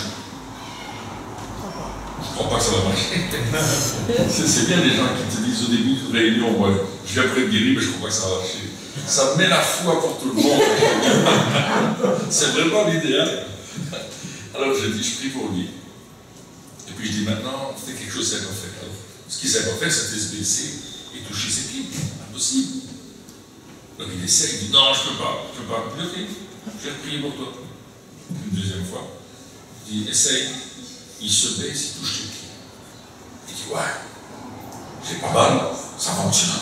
Ben, il dit, j'ai plus mal, j'ai même aucune douleur. Et alors il commence à dire, fais ça 10 fois maintenant. Puis je tape sur son dos, est-ce que t'as mal? Il dit, non, j'ai pas mal. Je dis, ok, gloire à Dieu. Et il y a eu plusieurs hernies discales qui ont été guéries. Mais pour vous dire, parfois, on n'y croit pas. On se dit, non, ça ne va pas marcher. Ça fait 3 ans que j'ai ça. Pourquoi je serais guéri aujourd'hui? Pourquoi le Seigneur agirait dans ma vie? Et puis là, la guérison est venue. Voyez-vous, le pain que Dieu a pour nous, c'est le pain de la guérison. Ne le négligeons pas. Utilisons-le. Mangeons-le. C'est le pain de la parole de Dieu. Jésus a dit que sa parole, c'était du pain, n'est-ce pas? Il a dit, je suis le pain descendu du ciel. Jésus veut nous faire manger son pain. Apprenons à manger la parole, à la croire, à la nourrir, qu'on se nourrisse de la parole. Il envoie sa parole au psaume 107 que Christine a lu, verset 20, et elle le guérit. La parole vient comme un glaive, comme un tranchant, une épée à 2 tranchants, nous dit l'Épître aux Hébreux, qui va toucher notre âme et notre esprit et nous amener dans la dimension de la guérison, quelle qu'elle soit. Parfois, il faut une guérison spirituelle dans notre vie, avant d'avoir une guérison physique.